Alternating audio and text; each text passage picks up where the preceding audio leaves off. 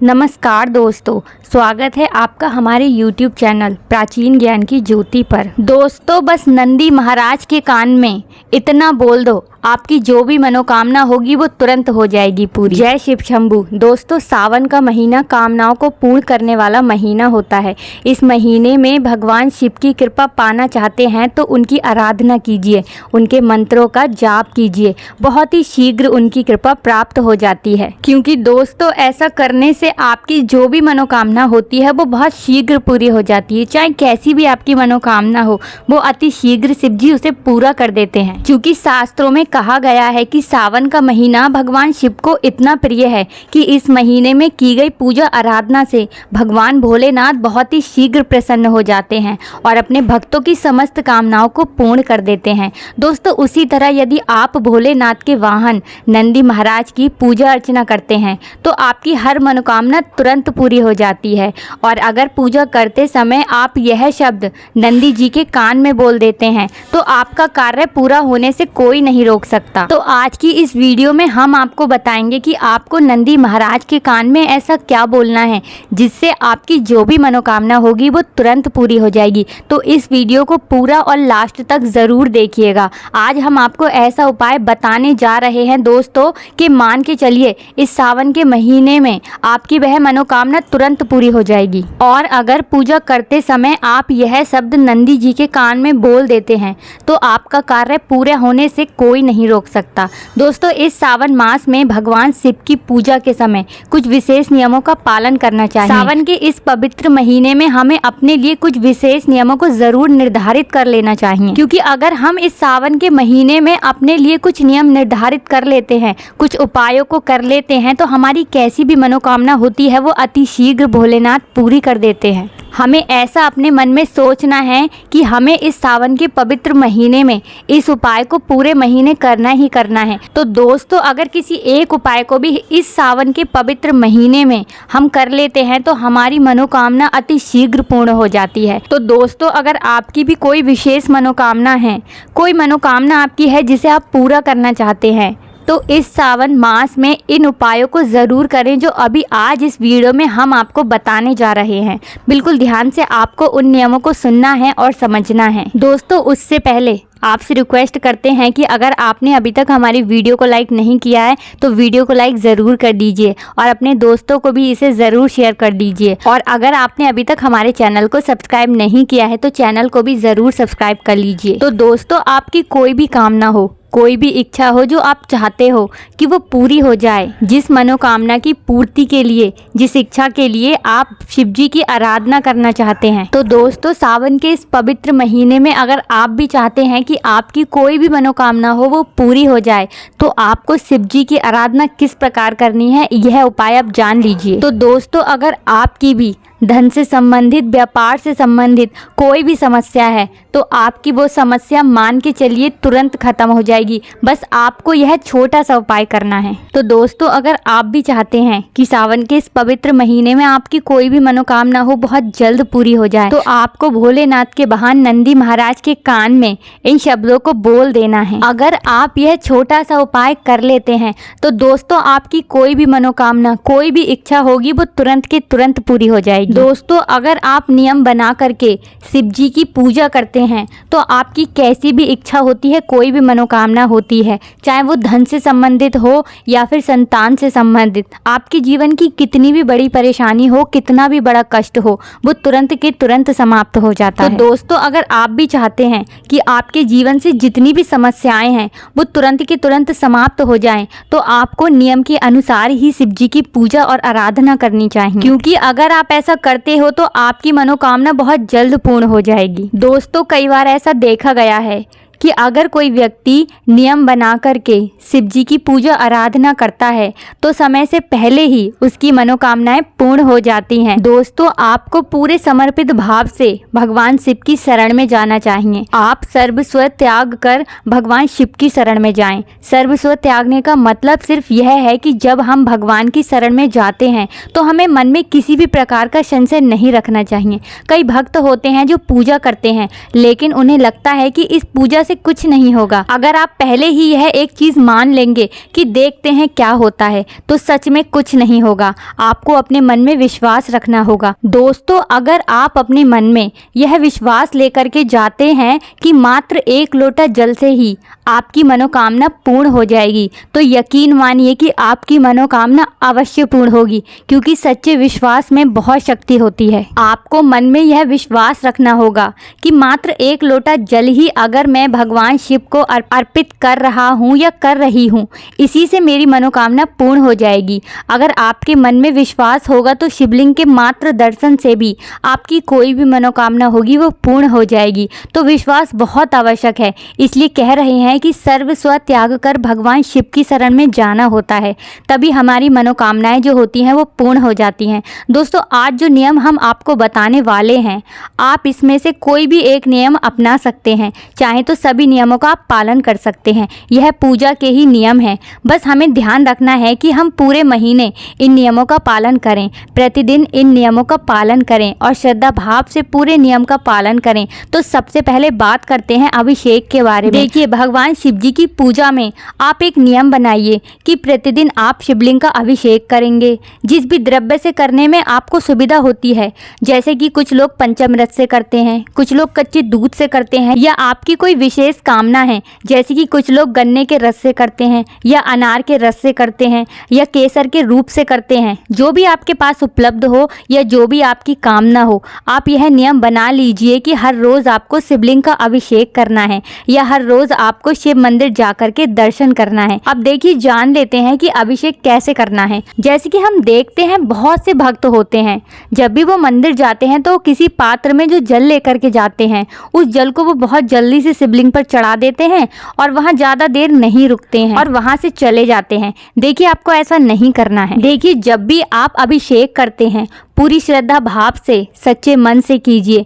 पात्र जो अपने हाथ में आपने पकड़ रखा है, उसे दोनों हाथों से पकड़ करके भगवान शिव की शिवलिंग पर जो आप द्रव्य गिराते हैं, उसकी धार बहुत ही पतली धार होनी चाहिए। जब आप भगवान शिव का अभिषेक करें तो उत्तर दिशा की तरफ आपका मुख होना चाहिए और पूरे सच्चे श्रद्धा भाव से पतली धार बनाते हुए भगवान शिव के मंत्र का जाप करते हुए, किसी भी मंत्र का जाप जो आप करते हैं या करना चाहते हैं, उस मंत्र के द्वारा भगवान शिव का अभिषेक कीजिए। हर क्षण आपके मन से वह मंत्र निकलते रहना चाहिए। तो पतली धार के द्वारा जब आप अभिषेक करेंगे तो बहुत ही अधिक समय तक आप अभिषेक भी करेंगे और अभिषेक करते समय हम जितने अधिक मंत्रों का जाप करते हैं उसका फल हमें बहुत अधिक प्राप्त होता है। तो जब आप अभिषेक करते हैं इस बात का जरूर ध्यान रखें। तो अभिषेक आप प्रतिदिन करें, यह निर्धारित कर लीजिए कि इस पूरे महीने में मैं हर रोज अभिषेक करूंगा। अगर आप यह एक नियम भी बना लेते हैं तब भी आपको बहुत ही श्रेष्ठ फलों की प्राप्ति होती है। अब आपकी जो भी कामना है, जो भी प्रार्थना है, जो भी इच्छा है, वो भगवान शिव से प्रार्थना करें।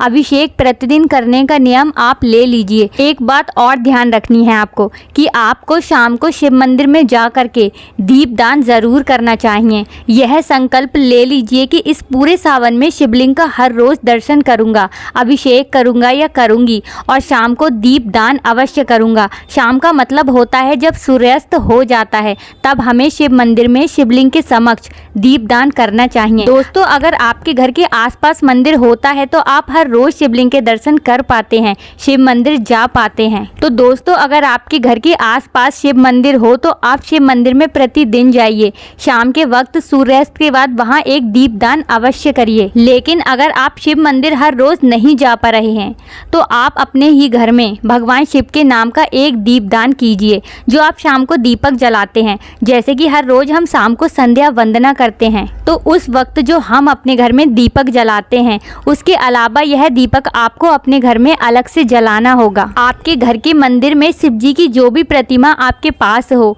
कोई मूर्ति हो, उसके सामने आपको इस दीपदान को करना है। दोस्तों, आपके घर के मंदिर में शिव जी की कोई प्रतिमा है कोई मूर्ति है उसके सामने ही आपको इस दीपक को जलाना होगा। सूर्यास्त के बाद आप अपने घर के मंदिर में ही शिव जी को स्मरण करते हुए उनकी प्रतिमा के सामने या उनकी मूर्ति के सामने इस दीपक को प्रज्वलित कर दीजिए और थोड़ी देर आपको वहां बैठकर ओम नमः शिवाय का जाप करना है। तो दोस्तों, इस प्रकार से दीपदान आपको प्रतिदिन करना है। यह नियम बना लीजिए कि पूरे सावन आप दीपदान करेंगे, चाहे मंदिर जा करके करें, चाहे अपने घर के मंदिर में ही क्यों ना करें। तो दोस्तों, आप अपने घर में, अगर आप मंदिर नहीं जा सकते हैं तो आप अपने घर के मंदिर में ही शिव जी के नाम से एक दीपक प्रतिदिन प्रज्वलित करेंगे और ओम नमः शिवाय का जाप अवश्य करेंगे। दोस्तों, अब आप पूछेंगे कि दीपदान किस चीज का करना है, मिट्टी के दीपक लें या आटे का दीपक लें। तो दोस्तों, आपको बता दें, आपके पास जो भी दीपक उपलब्ध हो, चाहे वो मिट्टी का दीपक हो या फिर आटे का दीपक हो,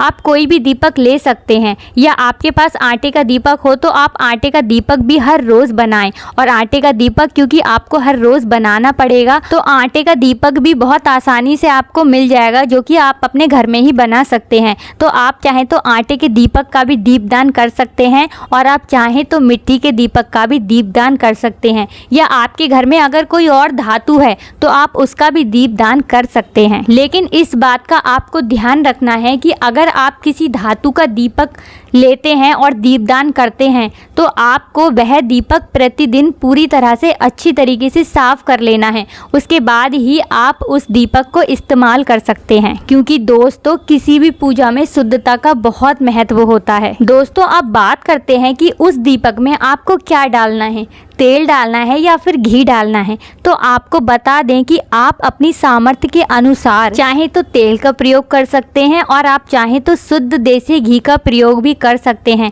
अगर आप शुद्ध देसी घी का प्रयोग दीपदान में करेंगे तो बहुत अच्छा रहेगा। लेकिन दोस्तों, आज के समय में जब आपको शुद्ध देसी घी प्राप्त नहीं हो पाता है, अगर आप शुद्ध देसी घी का प्रयोग करते हैं तो बहुत अच्छा है। लेकिन अगर आपके पास शुद्ध देसी घी उपलब्ध नहीं है तो आप तिल के तेल का प्रयोग भी दीपदान में कर सकते हैं, परंतु दीपदान आप प्रतिदिन करें, दीपदान अवश्य करें। दोस्तों, अब बात करते हैं बेल्व पत्र के नियम का, इस उपाय को अगर आप कर लेते हैं तो आपकी कैसी भी मनोकामना हो वो अति शीघ्र पूरी हो जाती है, क्योंकि बेल्व पत्र शिव जी को अति प्रिय हैं। तो दोस्तों, आपको एक बात बता दें कि आप इस वीडियो को बीच बीच में से स्किप करके बिल्कुल भी ना देखें, क्योंकि अगर आप ऐसा करते हैं तो हो सकता है आप किसी पॉइंट को मिस कर दें। तो आपको ऐसा नहीं करना है, वीडियो को पूरा और लास्ट तक ज़रूर देखिएगा, तभी आप इन नियमों को समझ पाओगे। तो चलिए जान लेते हैं कि बेल्व पत्र का जो नियम है उसे आपको किस प्रकार करना है। तो दोस्तों, बेल्व पत्र का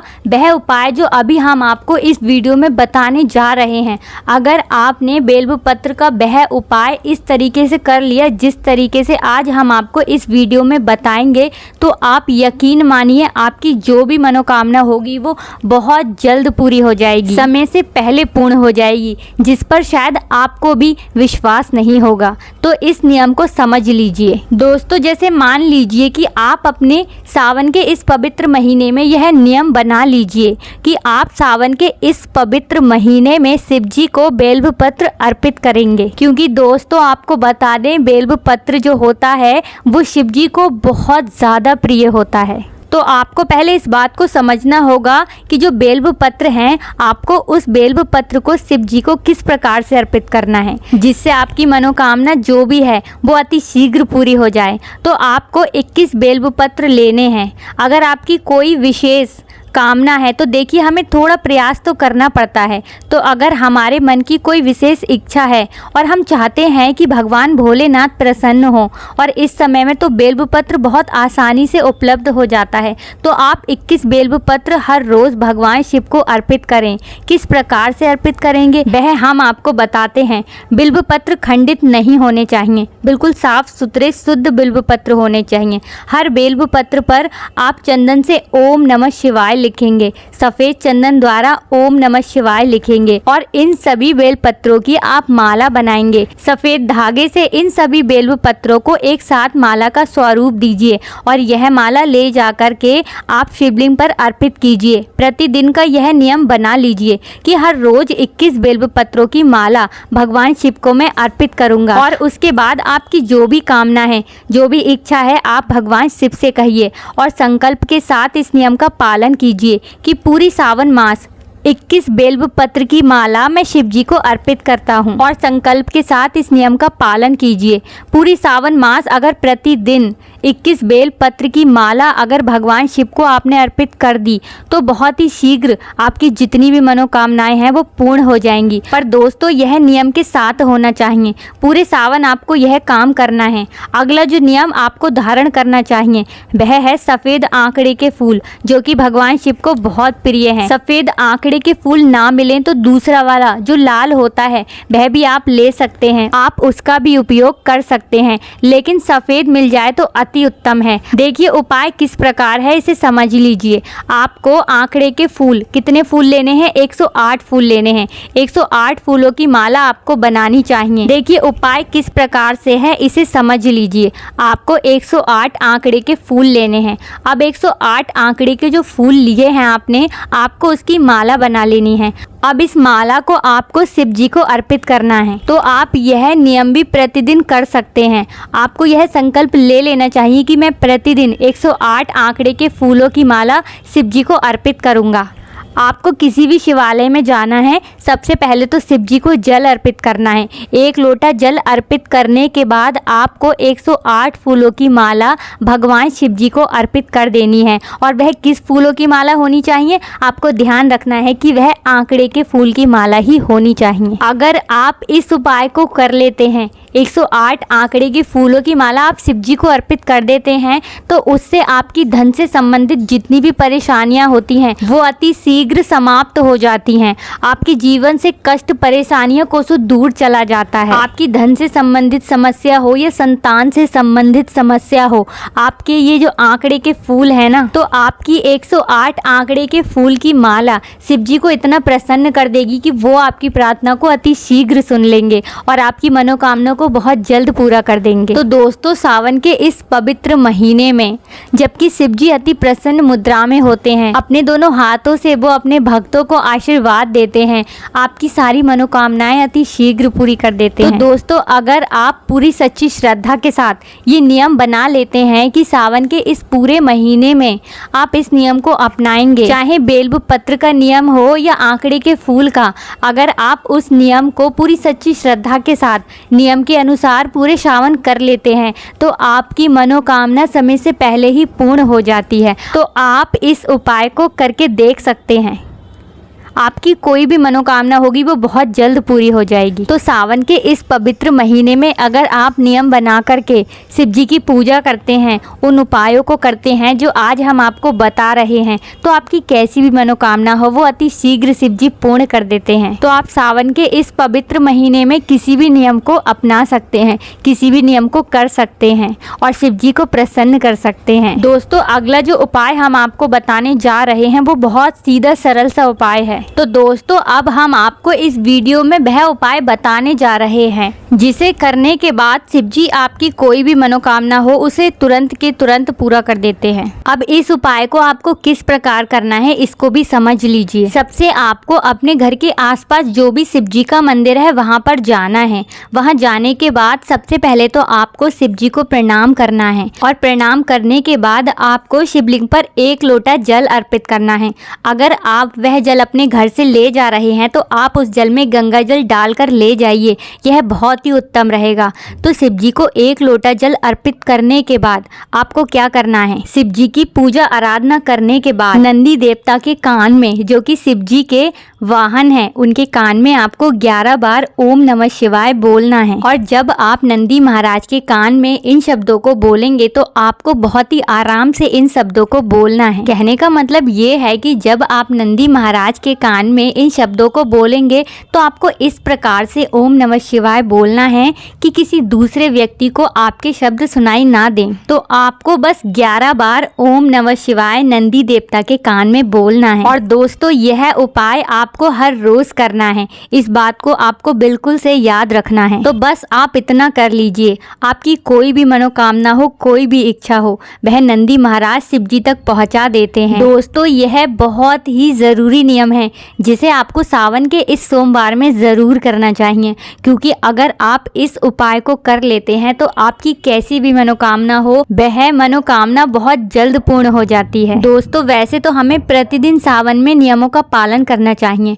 लेकिन प्रतिदिन अगर आप सभी नियमों का पालन नहीं कर पाते हैं तो पूरे सावन में कोई भी एक नियम या इससे अधिक नियम जितने भी आप कर सकते हैं वो ज़रूर कर लीजिए। जो नियम आपको सावन के इस पवित्र महीने में करने चाहिए वो आपको ज़रूर कर लेने चाहिए। अब बात करते हैं उस उपाय की, जिस उपाय को अगर आप करते हैं तो आपकी कोई विशेष मनोकामना है जो पूरी नहीं हो रही है और आप चाहते हैं कि आपकी वह मनोकामना जल्दी से जल्दी पूरी हो जाए, तो उसके लिए आपको क्या करना चाहिए, ध्यान से सुन लीजिए। दोस्तों, मनोकामना पूर्ति के लिए जो उपाय है वह उपाय है पंचाक्षरी मंत्र का जाप। जी हाँ दोस्तों, पंचाक्षरी मंत्र का जाप विशेषकर हर कोई करता है। सावन के मास में ओम नमः शिवाय का जाप सभी करते हैं, लेकिन किस विधि से करते हैं? देखिए, आपको एक संख्या लेनी है कि इस पूरे सावन में मैं 1.25 लाख की संख्या में ओम नमः शिवाय का जाप कर दूंगा या कर दूंगी। तो दोस्तों, इस उपाय को करने के लिए आपको कितनी बार ओम नमः शिवाय यानी कि पंचाक्षरी मंत्र का जाप करना है तो उसको भी सुन लीजिए। आप चाहें तो 11 माला, 21 माला, 108 माला, या आपके पास समय अधिक हो तो इससे भी अधिक आप कर सकते हैं। तो सावन के इस पवित्र महीने में अगर आप पंचाक्षरी मंत्र का पूरी नियम से 1.25 लाख जाप सावन के मास में कर देते हैं तो यकीन मानिए भगवान भोलेनाथ की असीम कृपा आपको प्राप्त हो जाती है और आपके मन में जो भी कामना हो, जो भी आपने सोचा हो, उससे कहीं अधिक भगवान भोलेनाथ आपको प्रदान कर देते हैं। यह बहुत ही महत्वपूर्ण नियम है। हम पंचाक्षरी मंत्र का जाप तो करते हैं, लेकिन कोई नियम के द्वारा कोई संख्या निर्धारित करके अगर नहीं करते तो उसका उतना शीघ्र हमें फल प्राप्त नहीं होता है। लेकिन अगर आप पहले से ही संख्या निर्धारित कर लेंगे तो आपके जीवन की जो कामना होगी, जो भी इच्छा होगी, उस कामना के साथ आप संकल्प ले लीजिए कि इस कामना के लिए मैं इतनी संख्या में मंत्र जप करूंगा। आप इससे अधिक भी कर सकते हैं, लेकिन कम से कम 1.25 लाख जाप का जरूर संकल्प ले लीजिए, या फिर शिव तांडव स्रोत के द्वारा शिवलिंग का अभिषेक करेंगे। यह भी आप संकल्प कर सकते हैं कि हर बार जब मैं प्रतिदिन अभिषेक करता हूँ, अगर आपको शिव तांडव स्रोत आता है तो पूरे मास में आपको शिव तांडव स्रोत के द्वारा अभिषेक करना चाहिए। शिव तांडव स्रोत अपने आप में ही बहुत सिद्ध है। शिव स्रोत के पठन मात्र से श्रवण महा से ही मनोकामनाएं पूर्ण हो जाती हैं, भगवान शिव की असीम कृपा प्राप्त हो जाती है। तो आप यह नियम अपना सकते हैं। तो ये कुछ विशेष नियम हैं जिन नियमों का हमें पूरे सावन में ज़रूर पालन करना चाहिए। तो इनमें से आपको जो भी अनुकूल लगता है, आपकी कामना चाहे कोई भी हो, कोई भी एक संकल्प लेकर के अगर आप अपनी कामना पूर्ण करने के लिए भगवान शिव से प्रार्थना करेंगे, आपकी कामना ज़रूर पूर्ण होगी। देखिए, जैसा कि हमने पहले ही कहा था कि सर्व त्याग कर भगवान शिव की शरण में जाएं और मात्र 1 लोटा जल भी अगर आप प्रतिदिन निरंतर एक नियम के द्वारा चढ़ाएंगे कि हर रोज आप इस समय भगवान शिव के मंदिर जाते हैं और अभिषेक करते हैं, तो यकीन मानिए एक जो नियम होता है उसका फल बहुत ही शीघ्र हमें प्राप्त होता है। तो सावन के इस पवित्र महीने में आप चाहे कोई भी नियम करें, कोई भी उपाय करें, लेकिन आपको इस बात को याद रखना है कि आपको वह नियम के अनुसार ही करना है, प्रतिदिन करना है, संकल्प लेकर करना है। फिर देखिए आपकी मनोकामना कितनी जल्द पूर्ण हो जाएगी, समय से पहले पूर्ण हो जाएगी। तो हम उम्मीद करते हैं कि सावन के इस पवित्र महीने में आप कोई ना कोई उपाय ज़रूर करेंगे और आप विश्वास कीजिए कि अगर पूरी सच्ची श्रद्धा के साथ, मन में पूरे विश्वास के साथ अगर आप किसी भी उपाय को करते हैं तो आपकी मनोकामना ज़रूर पूर्ण होगी, अवश्य पूर्ण होगी। आप इन उपायों को करके देखिए, लेकिन आपके मन में पूरी सच्ची श्रद्धा और विश्वास होना चाहिए। ये विश्वास होना चाहिए कि आप जो भी भगवान से कह रहे हैं या जो भी प्रार्थना कर रहे हैं वो पूरे विश्वास से कर रहे हैं, पूरी सच्ची श्रद्धा के साथ कर रहे हैं। फिर देखिए आपकी मनोकामना कैसे पूर्ण नहीं होती है। शिव जी आपकी मनोकामना बहुत जल्द पूर्ण कर देंगे, लेकिन उसके लिए आपको शिव जी पर पूर्ण विश्वास होना चाहिए। ये विश्वास होना चाहिए कि शिव जी मेरी प्रार्थना को ज़रूर सुनेंगे, तभी आपकी प्रार्थना बहुत जल्द पूरी होती है। तो आशा करते हैं कि आपको आज की हमारी जो जानकारी हमने आपको इस वीडियो के माध्यम से दी है, जो ज्ञान हमें शास्त्रों से प्राप्त होता है, तो आशा करते हैं कि आपको हमारी इस वीडियो में बताए गए उपाय ज़रूर अच्छे लगे होंगे। तो आप सावन के इस पवित्र महीने में इन उपायों को ज़रूर करके देखें और देखें कि आपकी मनोकामना कितनी जल्द पूरी होती है। तो वीडियो में लास्ट तक बने रहने के लिए बहुत बहुत धन्यवाद। और आपसे कहना है कि अभी तक आपने अगर हमारी वीडियो को लाइक नहीं किया है तो वीडियो को लाइक करके ही जाइएगा। ये हमारी आपसे रिक्वेस्ट है, क्योंकि जब आप हमारी वीडियो को लाइक करते हो ना तो उससे हमें प्रोत्साहन मिलता है। तो आशा करते हैं कि आप वीडियो को लाइक ज़रूर कर देंगे और अगर आपने चैनल को भी सब्सक्राइब नहीं किया है तो चैनल को भी ज़रूर सब्सक्राइब कर लीजिए। वीडियो में लास्ट तक बने रहने के लिए फिर से धन्यवाद। मिलते हैं एक नई वीडियो के साथ।